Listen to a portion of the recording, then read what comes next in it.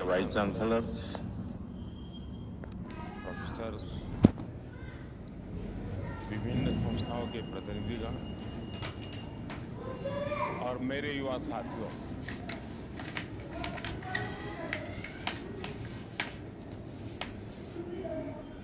आज जितने लोग ये भारत मंडपम में हैं,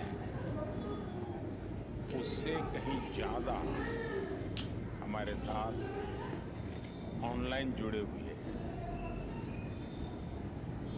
मैं सभी का G20 यूनिवर्सिटी कनेक्ट इस कार्यक्रम में स्वागत करता हूं और आप सब नौजवानों का अभिनंदन करता हूं।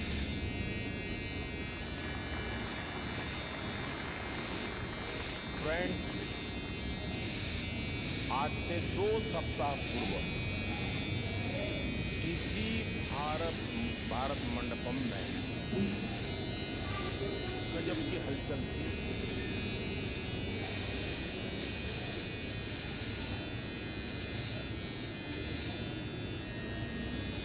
ये भारत मंडपम बिल्कुल हैपनिंग प्लेस बना हुआ था।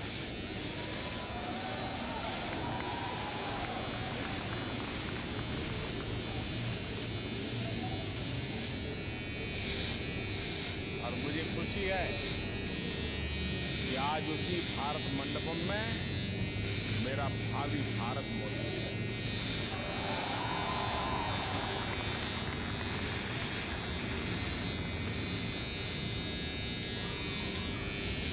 G20 के आयोजन की और उसको भारत ने जिस ऊंचाई पर पहुंचा दिया है, देखकर दुनिया वाकई बहुत चकित है। लेकिन जानते हैं, मैं बिल्कुल हैरान नहीं,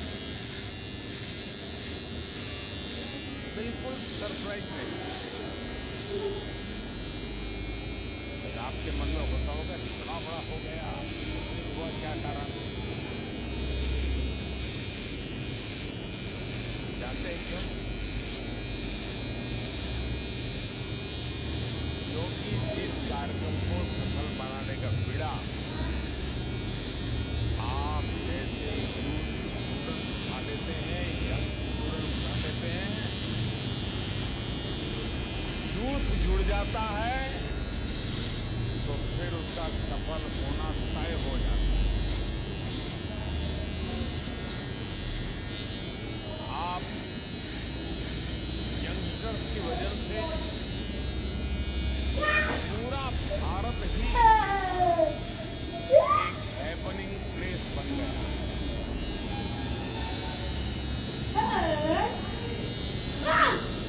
और ये कितना हैपनिंग है कि हम पिछले 30 दिनों को ही देखते तो साफ साफ नजर आता है।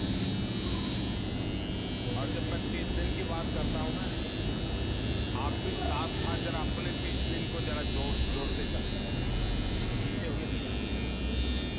आपकी यूनिवर्सिटी के 30 दिन भी याद कर लें और दोस्तों और भी लोगों के पराक्रम 30 दिन में हुए वो भी याद कर लें।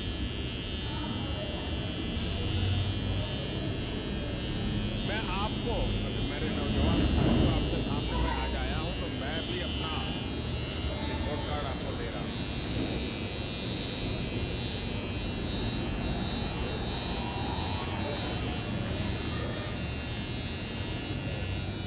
मैं आपको पिछले 30 दिन का एक रिकैप देना चाहूंगा।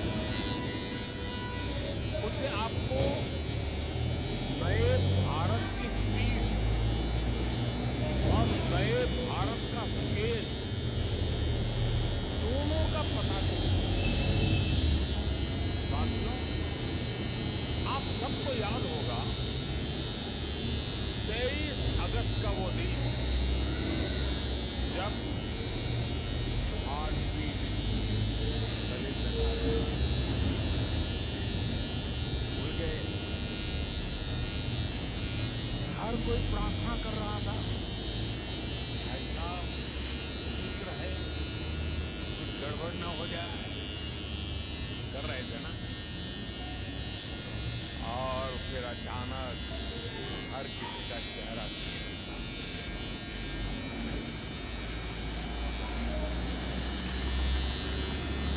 पूरी दुनिया ने भारत की आवाज सुनी।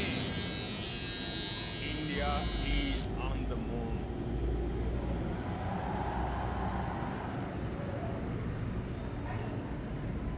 23 अगस्त की वो तारीख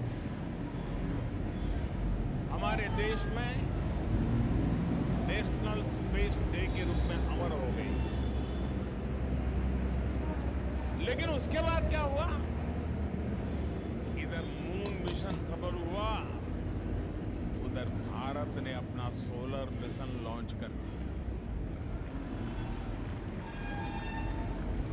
अपना चंद्रयान अगर 3 लाख किलोमीटर गया तो ये 15 लाख किलोमीटर तक जाएगा। आप मुझे बताइए, भारत के का कोई मुकाबला है क्या? फ्रेंड, पिछले 30 दिनों में भारत की डिप्लोमेसी एक नई ऊंचाई पर पहुंची। G20 से पहले दक्षिण अफ्रीका में ब्रिक्स समिट, भारत के प्रयास से ब्रिक्स कम्युनिटी में 6 नए देश शामिल हुए। साउथ अफ्रीका के बाद मैं ग्रीस गया था। ये 40 साल में किसी भी भारतीय प्रधानमंत्री की पहली यात्रा थी।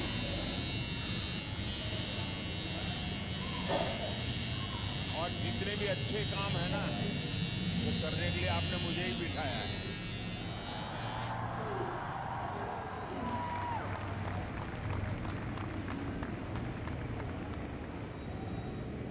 G20 समिट से ठीक पहले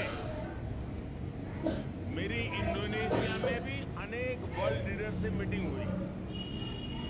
इसके बाद G20 में इसी भारत मंडप में दुनिया के लिए बड़े बड़े फैसले लिए। आज के पोलराइज्ड इंटरनेशनल एटमॉस्फेयर में इतने सारे देशों को एक साथ एक मंच पर लाना छोटा काम नहीं है।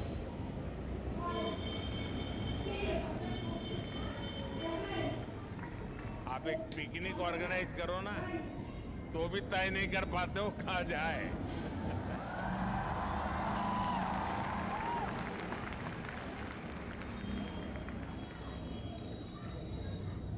हमारे न्यू दिल्ली डिक्लेरेशन को लेकर 100% सहमति तो इंटरनेशनल हेडलाइन बनी हुई है। इस दौरान भारत ने अनेक इंपॉर्टेंट इनिशिएटिव्स और फैसलों को लीड किया। G20 में कुछ फैसले ऐसे हुए जो 21वीं सदी की पूरी डायरेक्शन भी चेंज करने की क्षमता रखते हैं। भारत की पहल पर अफ्रीकन यूनियन G20 का स्थायी सदस्य के रूप में उसको स्थान मिला।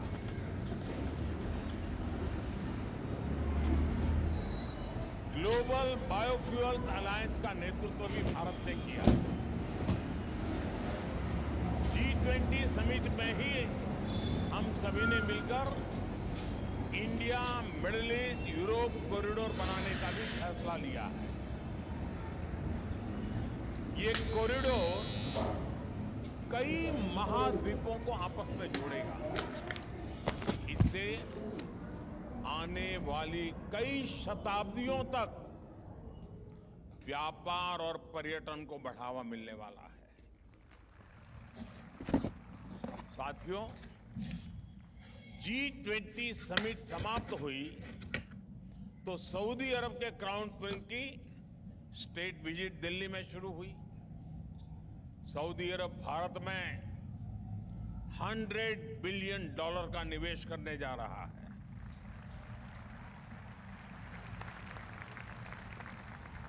और मैं जो कथा सुना रहा हूं ना, ये 30 दिन की बता रहा हूं, फिर ऐसा नहीं यार ये तो इतना सारा।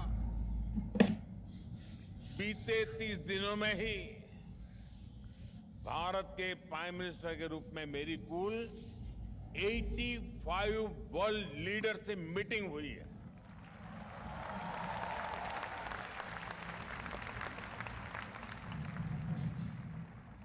और ये करीब करीब आधी दुनिया है।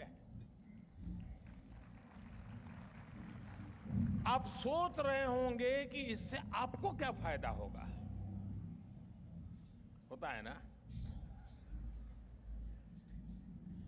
जब भारत के रिश्ते दूसरे देशों से अच्छे होते हैं, जब नए नए देश भारत के साथ जुड़ते हैं, तो भारत के लिए भी नई अपॉर्चुनिटीज बनती हैं। हमें नया साथी मिलता है, नया मार्केट मिलता है, और इन सब का फायदा मेरे देश की युवा पीढ़ी को होता है।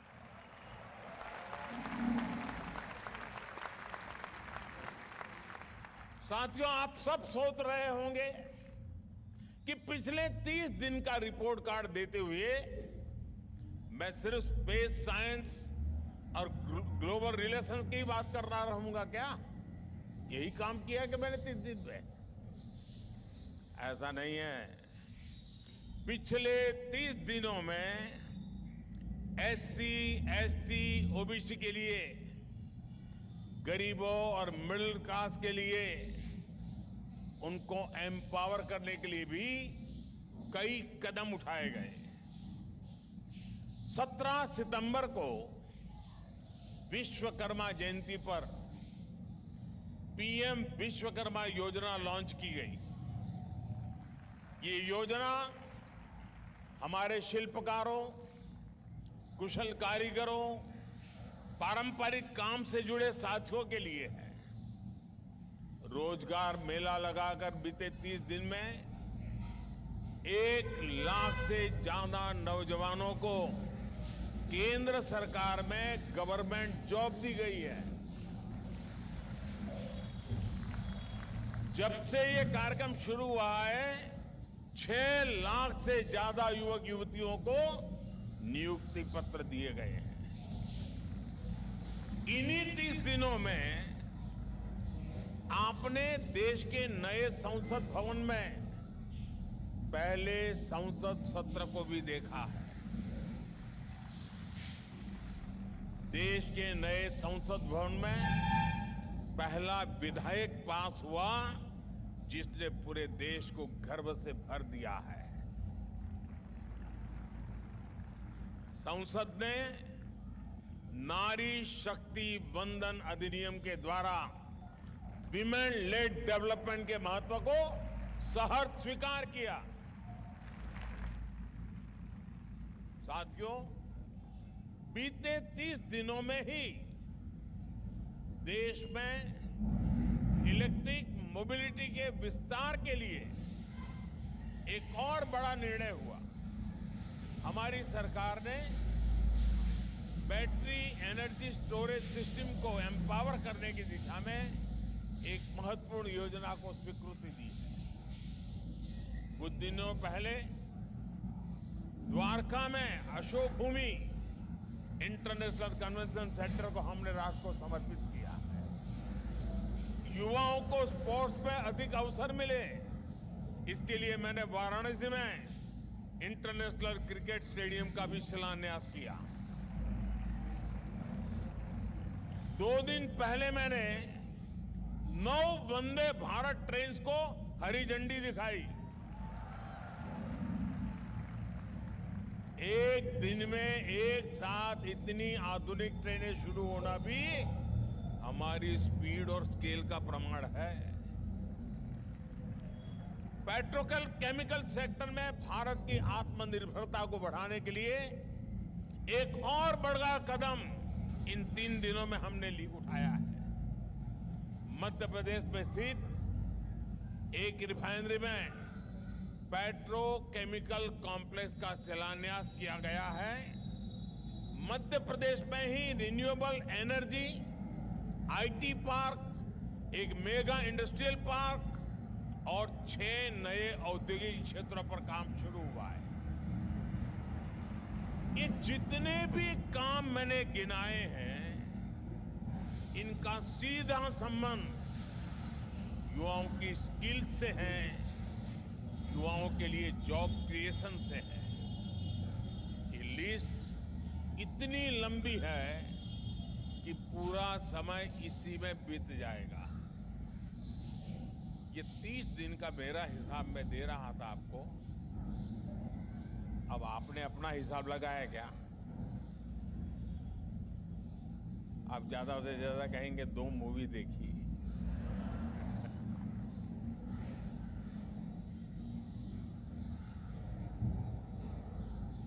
मेरे नौजवान साथियों, मैं इसलिए कह रहा हूं कि देश कितनी तेज गति से चल रहा है, कितने अलग अलग पहलुओं पर काम कर रहा है, वे मेरे देश के नौजवानों को पता होना चाहिए।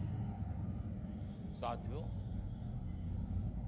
युवा वहीं पर आगे बढ़ते हैं जहां ऑप्टिमिज्म, अपॉर्चुनिटीज और ओपननेस होती है।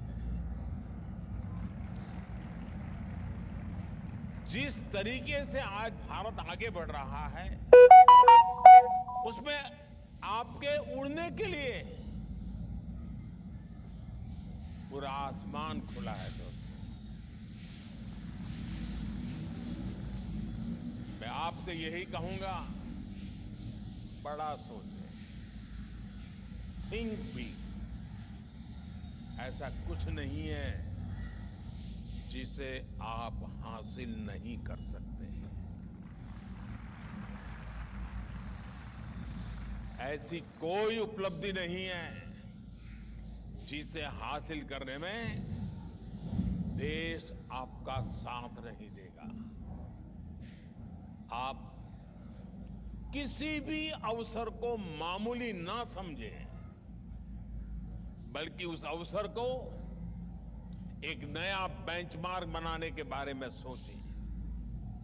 हमने G20 को भी इसी अप्रोच से इतना भव्य और इतना विराट बनाया। हम भी G20 प्रेसिडेंसी को सिर्फ डिप्लोमेटिक और दिल्ली सेंट्रिक अफेयर बना सकते थे, लेकिन भारत ने इसे पीपल ड्रिवन नेशनल मूवमेंट बना दिया। भारत की डायवर्सिटी, डेमोक्रेसी की ताकत ने G20 को नई ऊंचाई पर पहुंचा दिया। G20 की 200 से ज्यादा बैठकें हुई, 60 शहरों में इनका आयोजन हुआ। G20 की गतिविधियों में 1.5 करोड़ से ज्यादा नागरिकों ने अपना योगदान दिया। टियर 2 और टियर 3 शहरों ने भी, जहां पहले किसी इंटरनेशनल इवेंट का आयोजन नहीं हुआ था, उन्होंने भी शानदार ताकत दिखा दी। और मैं आज इस कार्यक्रम में G20 के लिए अपने यूथ की विशेष तौर पर सराहना करूंगा। 100 से ज्यादा यूनिवर्सिटी और 1 लाख विद्यार्थियों ने यूनिवर्सिटी कनेक्ट प्रोग्राम के जरिए G20 में भागीदारी की। सरकार ने G20 को स्कूल्स, हायर एजुकेशन और अनेक इंस्टीट्यूशंस और स्किल डेवलपमेंट इंस्टीट्यूट में 5 करोड़ से ज्यादा स्टूडेंट्स तक पहुंचाया। हमारे लोगों ने बड़ा सोचा, लेकिन जो डिलीवर किया वो उससे भी ज्यादा भव्य रहा है। साथियों, आज भारत अपने अमृत काल में है। ये अमृत काल आप जैसी अमृत पीढ़ी का ही काल है। 2047 में हम देश की आजादी के 100 वर्ष पूरे करेंगे। वो हमारे लिए एक ऐतिहासिक क्षण होगा। 2047 तक का कालखंड वही समय है जिसमें आप युवा भी अपने भविष्य का निर्माण करेंगे। यानी अगले 25 साल जितने आपकी जिंदगी में महत्वपूर्ण है, उतने ही देश के जीवन में महत्वपूर्ण है। इसलिए एक ऐसा समय है जिसमें देश के विकास के कई फैक्टर्स एक साथ जुड़ गए। इस तरह का समय न इतिहास में पहले कभी आया, न भविष्य में आने का अवसर मिलेगा।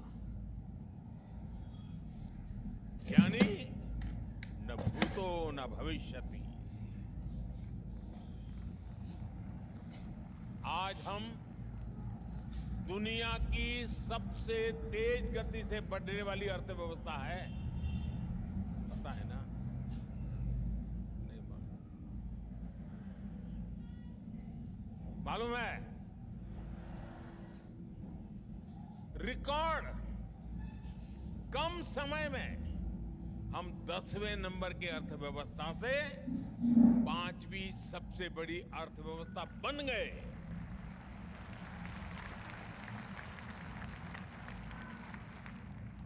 आज भारत पर दुनिया का भरोसा बुलंद है। भारत में निवेश रिकॉर्ड स्तर पर पहुंच गया है। आज भारत का मैन्युफैक्चरिंग और सर्विस सेक्टर नई ऊंचाइयां छू रहा है। हमारा निर्यात, एक्सपोर्ट नए रिकॉर्ड बना रहा है। सिर्फ 5 वर्षों में 13.5 करोड़ से ज्यादा लोग गरीबी से बाहर आए हैं। यही भारत का नियो मिडिल क्लास बन गया है। देश में सोशल इंफ्रास्ट्रक्चर, फिजिकल इंफ्रास्ट्रक्चर और डिजिटल इंफ्रास्ट्रक्चर के निर्माण से विकास में अभूतपूर्व तेजी आ गई है। इस साल फिजिकल इंफ्रास्ट्रक्चर में 10 लाख करोड़ का निवेश किया जा रहा है।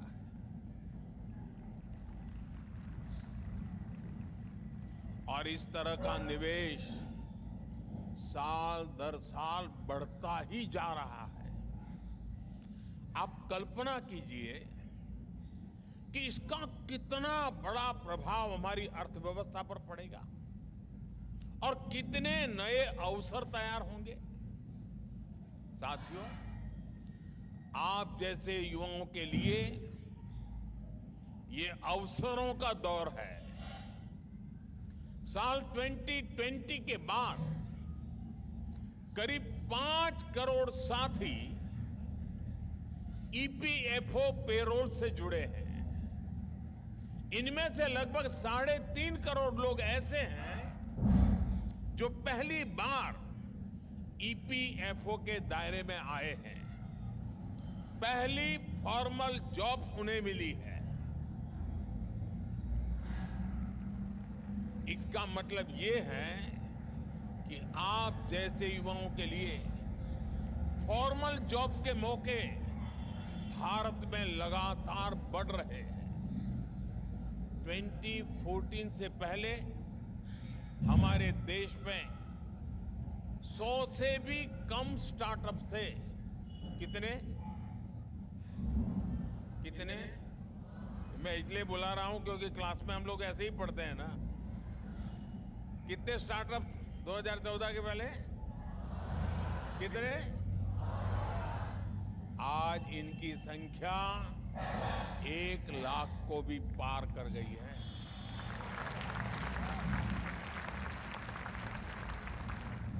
स्टार्टअप की इस लहर ने कितने ही लोगों को रोजगार के मौके दिए हैं। आज भारत दुनिया का दूसरा सबसे बड़ा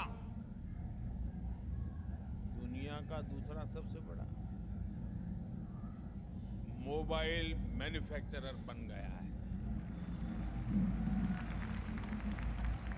हम मोबाइल फोन्स के इंपोर्टर से आज एक्सपोर्टर बन गए हैं। इसके कारण भी बड़ी संख्या में नौकरियों के अवसर बने हैं। डिफेंस मैन्युफैक्चरिंग के क्षेत्र में भी बीते कुछ वर्षों में बड़ा विकास हुआ। 2014 की तुलना में डिफेंस एक्सपोर्ट करीब 23 गुना बढ़ा है। जब इतना बड़ा परिवर्तन होता है तो डिफेंस इकोसिस्टम की पूरी सप्लाई चेन में भी बड़ी संख्या में नई नौकरियों के अवसर बनते हैं। मैं जानता हूं कि हमारे कई युवा साथी जॉब सीकर के बजाय जॉब क्रिएटर बनना चाहते हैं। सरकार की मुद्रा योजना के जरिए देश के छोटे व्यापारियों को आर्थिक मदद मिलती है। आज 8 करोड़ लोगों ने 8 करोड़, आप कल्पना कीजिए, आंकड़ा बहुत बड़ा है। 8 करोड़ लोगों ने फर्स्ट टाइम एंटरप्रेन्योर, जिनके परिवार में कभी एंटरप्रेन्योर के नाते कोई नहीं था, फर्स्ट टाइम एंटरप्रेन्योर के तौर पर अपना कोई बिजनेस शुरू किया है, कोई कारोबार शुरू किया है, अपना काम शुरू किया है। पिछले 9 वर्षों में 5 लाख कॉमन सर्विस सेंटर भी खोले गए हैं। इनमें से हर एक में 2 से 5 लोगों को नौकरी मिली है। साथियों, ये सब भारत में आई पॉलिटिकल स्टेबिलिटी, पॉलिसी क्लैरिटी और हमारे डेमोक्रेटिक वैल्यूज की वजह से हो रहा है। पिछले 9 वर्षों में भ्रष्टाचार को कंट्रोल करने के ईमानदार प्रयास हुए हैं। आप में से बहुत सारे विद्यार्थी वो होंगे जो 2014 में, आज से 10 साल पहले, उनकी उम्र क्या होगी?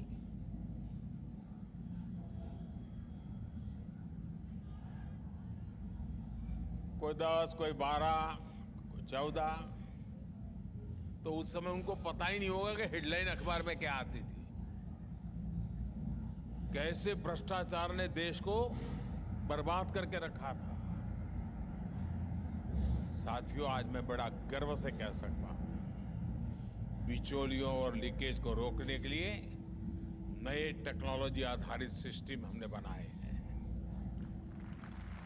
कई तरह के रिफॉर्म्स लाकर और दलालों को सिस्टम से बाहर कर एक पारदर्शी व्यवस्था बनाई गई है।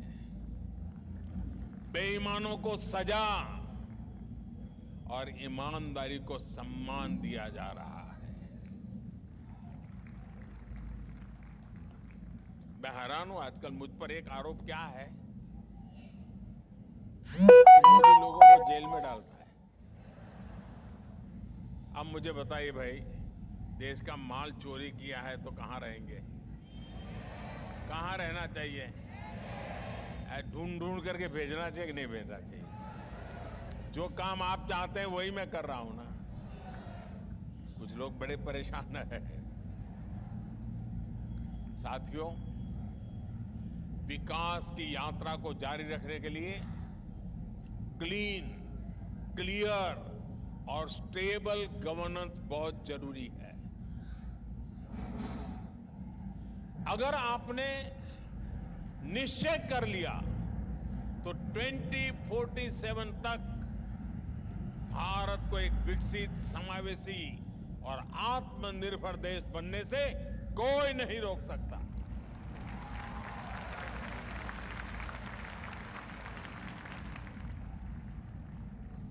साथियों, एक और बात भी हमें ध्यान रखनी होगी। सिर्फ भारत ही आपसे बेहतर करने की अपेक्षा नहीं कर रहा है। पूरी दुनिया आपको उम्मीद की नजर से देख रही है। दुनिया को भारत का और भारत के युवाओं का पोटेंशियल और परफॉर्मेंस दोनों का पता चल चुका है। अब उनको समझाना नहीं पड़ता है, इंडिया का बेटा है तो क्या होगा, इंडिया की बेटी है तो क्या होगा। वो समझ जाता है, भाई ये तो मान लो।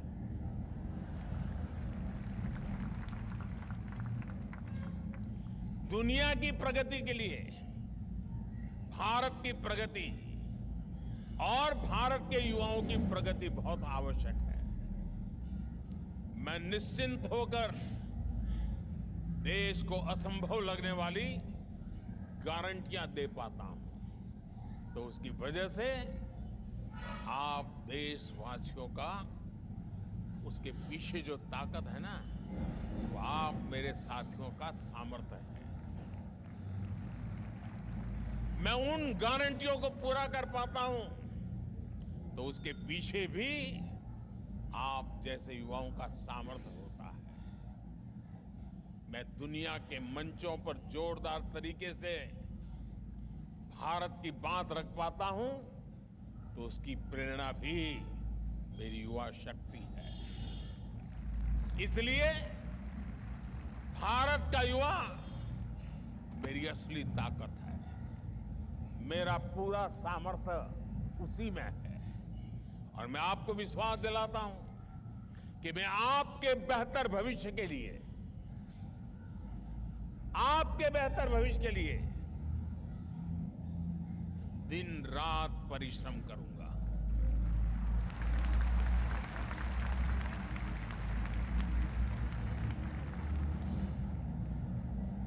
लेकिन फ्रेंड्स, मेरी आपसे भी अपेक्षाएं हैं।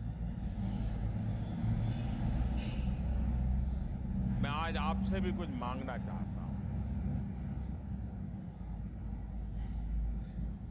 बुरा नहीं लगेगा ना? आपको लगेगा ये कैसा प्रधानमंत्री है, हम नौजवानों से मांग रहा है। साथियों, मैं आपसे ये नहीं मांग रहा हूं कि आप मुझे चुनाव जिता देना।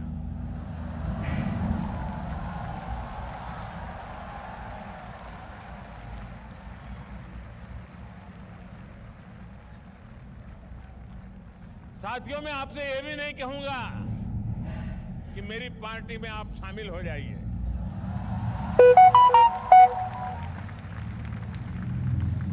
साथियों, मेरा कुछ भी पर्सनल नहीं। जो है वो देश का है, देश के लिए है।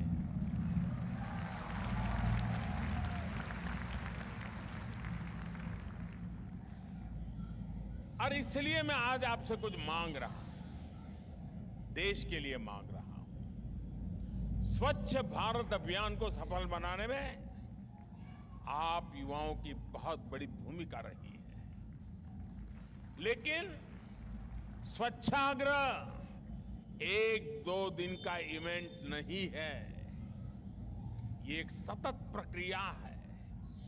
इसे हमें आदत बनाना पड़ रहा है। और इसलिए 2 अक्टूबर को पूज्य बापू की जन्म जयंती से ठीक पहले 1 अक्टूबर को स्वच्छता से जुड़ा बहुत बड़ा कार्यक्रम पूरे देश में होने वाला है। आप सभी युवा साथियों को इसमें बढ़ चढ़ के हिस्सा लेने के लिए मैं आपसे मांग कर रहा हूं। करेंगे पूरा? पक्का करेंगे? आपकी यूनिवर्सिटी भी लगेगी? आप कोई एरिया तय करके पूरी तरह क्लीन करके रहेंगे? मेरा दूसरा आग्रह है डिजिटल लेन देन को लेकर है, यूपीआई से जुड़ा है। आज पूरी दुनिया डिजिटल भारत की, यूपीआई की, ये गौरव भी आपका है। आप सभी युवा साथियों ने इसको तेजी से अपनाया भी और फिनटेक में उससे जुड़े अद्भुत इनोवेशन भी किए। अब इसके विस्तार की, इसको नई दिशा देने का दायित्व भी मेरे नौजवानों को ही उठाना होगा। क्या आप तय करेंगे कि मैं कम से कम एक सप्ताह में 7 लोगों को यूपीआई ऑपरेट करना सिखाऊंगा, यूपीआई से काम करना सिखाऊंगा, डिजिटल लेन देन सिखाऊंगा? करेंगे? देखिए, देखते ही देखते बदलाव शुरू हो जाता है दोस्तों। साथियों, मेरा आपसे तीसरा एक आग्रह और मेरी मांग है, वोकल फॉर लोकल को लेकर है। साथियों, इसको आप ही आगे बढ़ा सकते हैं। अगर एक बार आपने इसको हाथ में ले लिया ना, दुनिया फिर रुकने वाली नहीं है, मान लीजिए दोस्तों। क्योंकि मेरा आपकी ताकत पर भरोसा है। आपको अपनी ताकत पे भरोसा है कि नहीं मुझे मालूम नहीं, मुझे है। देखिए, ये समय त्योहारों का है। आप प्रयास करें कि त्योहारों में गिफ्ट देने के लिए जो भी आप खरीदारी करें, वो मेड इन इंडिया हो।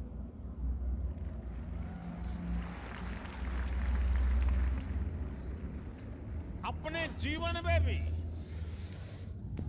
आग्रह करें दोस्तों, उन्हीं चीजों का इस्तेमाल करें, उन्हीं प्रोडक्ट को उपयोग करें जिसमें भारत की मिट्टी की खुशबू, जिसमें भारत के श्रमिकों के पसीने की महक, और वोकल फॉर लोकल का यह अभियान सिर्फ त्योहारों तक सीमित नहीं रहना चाहिए। मैं एक काम बताता हूं, आप करेंगे? होमवर्क के बिना तो क्लास होता ही नहीं है। करेंगे? कुछ लोग तो बोलते ही नहीं है। आप अपने परिवार के सब लोगों के साथ मिलकर के कागज पेन लेकर के, या तो फिर मोबाइल पर लिखते हो तो मोबाइल पे सूची बनाइए कि आपके घर में जिन चीजों का आप उपयोग करते हैं, 24 घंटे में जिन जिन चीजों का आप उपयोग करते हैं, उसमें कितनी हमारे देश की है और कितनी बाहर की है। बनाएंगे सूची। आपको पता भी नहीं होगा कि आपके जेब में जो कंगा है ना, कंगी, वो भी कभी विदेश से आ गई होगी, पता नहीं होगा। ऐसी ऐसी चीजें विदेशी हमारे घर में, हमारे जीवन में घुस गई हैं। देश को बचाने के लिए बहुत जरूरी है दोस्तों। हाँ, कुछ चीजें ऐसी हैं जो हमारे देश में जैसी चाहिए वैसी नहीं है, ठीक है, लेकिन हम आग्रह से देखें कि भाई जरा तला से दो, कहीं गलती तो नहीं हो रही है। एक बार मेरे देश में बनी हुई चीजें मैं खरीदना शुरू करूंगा ना, तो आप देखना दोस्तों, हम इतनी तेजी से हमारा उद्योग व्यापार बढ़ेगा जिसकी आप कल्पना नहीं कर सकते। छोटा छोटा काम भी बड़े बड़े सपने पूरे करता है। साथियों, हमारे कैंपस भी वोकल फॉर लोकल के बहुत बड़े सेंटर हो सकते हैं। हमारे कैंपस सिर्फ पढ़ाई के नहीं बल्कि फैशन के भी सेंटर होते हैं। क्यों? अच्छा नहीं लगा? कोई डे मनाते होते तभी होता है क्या? हैं? आज रोज डे है।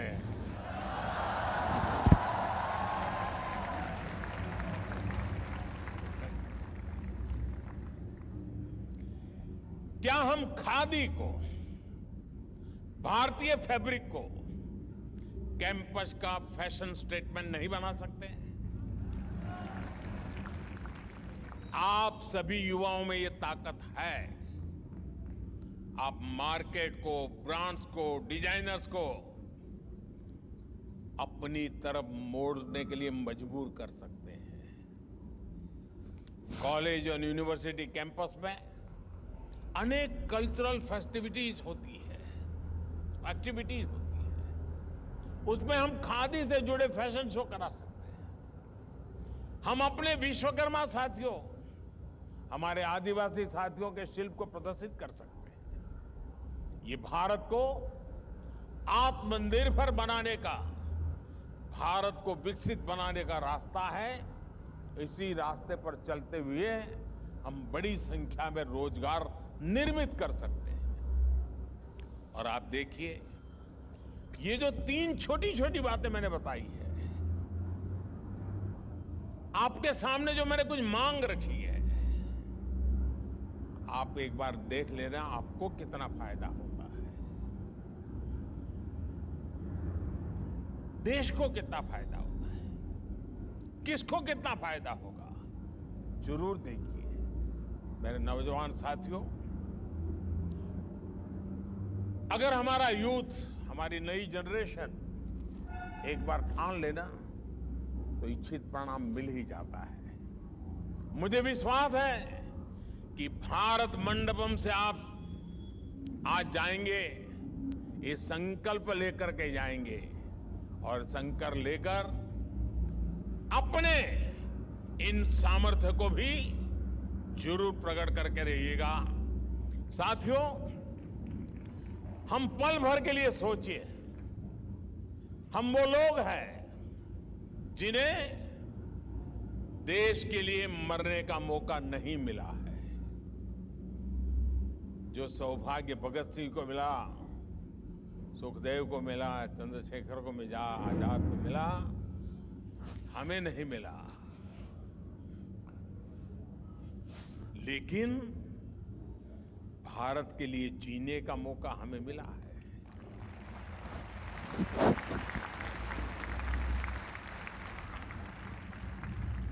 आज से 100 साल पहले की तरफ नजर करिए। 1920, 22, 23, 25, 30 का कल्पना कीजिए आप। उस समय का जो नौजवान था, उसने ठान लिया था कि मैं देश को आजाद कराने के लिए जो कुछ भी कर सकता हूं मैं करूंगा, जो मार्ग मिलेगा मैं करूंगा।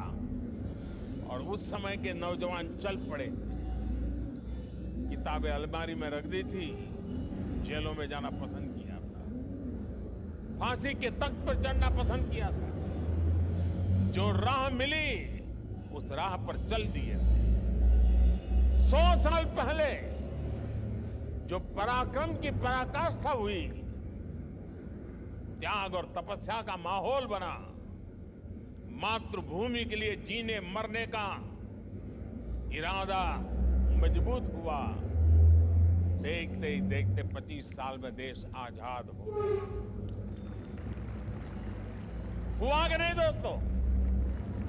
उनके पुरुषार्थ हुआ कि नहीं हुआ? अगर उस 25 साल के राष्ट्रव्यापी जो सामर्थ्य पैदा हुआ, उसने 1947 में देश को स्वराज्य दिया। साथियों, मेरे साथ चल पड़ो, आओ, मैं आपको निमंत्रण देता हूं। 25 साल हमारे सामने हैं। 100 साल पहले जो हुआ था, हम एक बार वो स्वराज्य के लिए चले थे, हम समृद्धि के लिए चल पड़े। 25 साल में इस देश को समृद्ध बना करके रहेंगे। उसके लिए मुझे जो करना पड़ेगा, मैं पीछे नहीं हटूंगा।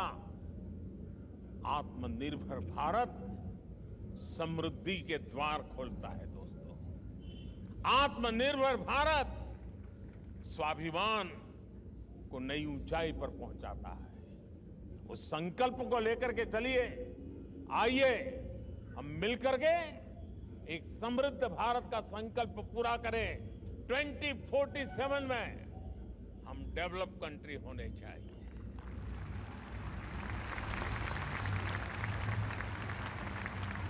और तब आप अपने जीवन की सबसे ऊंचे पायदान पर होंगे। 25 साल के बाद आप जहां भी होंगे,